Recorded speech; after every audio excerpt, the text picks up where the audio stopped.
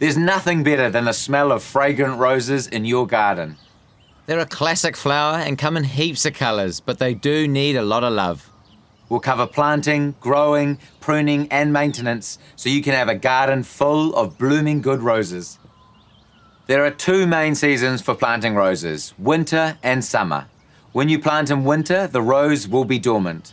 When you plant in summer, they'll be in full growth and often near flowering.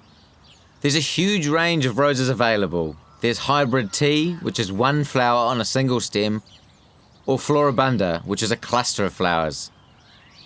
There are climbers. They grow over 2 meters and come with both hybrid tea and floribunda flower types. There's English or modern old-fashioned roses, specially bred with great fragrance, flower form and continuous flowering. And there's flower carpet roses, which are great ground cover with masses of blooms.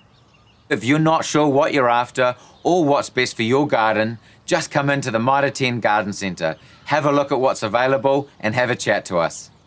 Roses love a sunny area sheltered from strong winds and will grow in garden beds, pots or containers.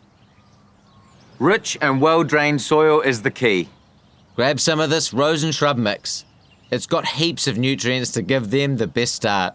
Adding a little bit of seaweed tonic is also great for root development and general plant health. So now we've found a good spot to plant our rose. Dig a hole a bit bigger than the pot. Then add in a good dose of rose mix and work it through the existing soil.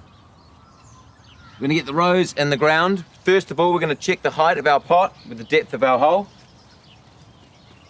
Now I'm really happy with that. Just give the pot a light squeeze to check that it's not root bound. This one feels all right. If it is root bound, it's a good idea to just give it a light teasing when it comes out of the pot.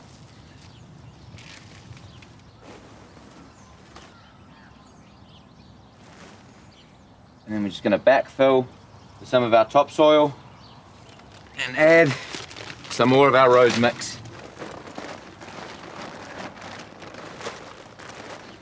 Pat it in gently around the base, making sure not to bring the soil up around the trunk as this can cause diseases. Then add a stake for support and secure it with some ties. And finally, water in well. With roses, deep watering is most effective, especially on those hotter summer days. Avoid wetting the leaves as it can spread fungal disease. To get the best out of them, feed in spring and summer when they're actively growing.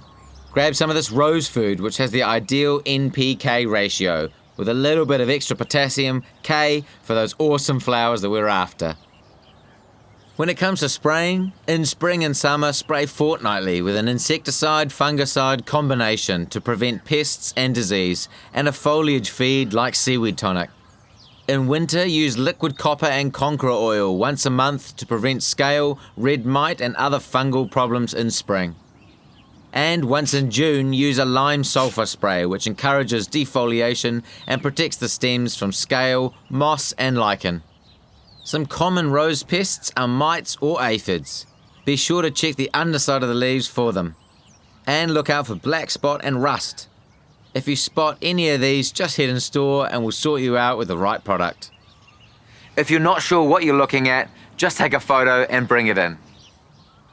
Get on to pruning in July or August when the plants are dormant. Don't worry if there are still a few flowers left, it's better to sacrifice them to encourage a good bloom next year. So the first thing you're going to want to make sure you've got is a good pair of sharp secateurs, and we're going to take out the dead wood.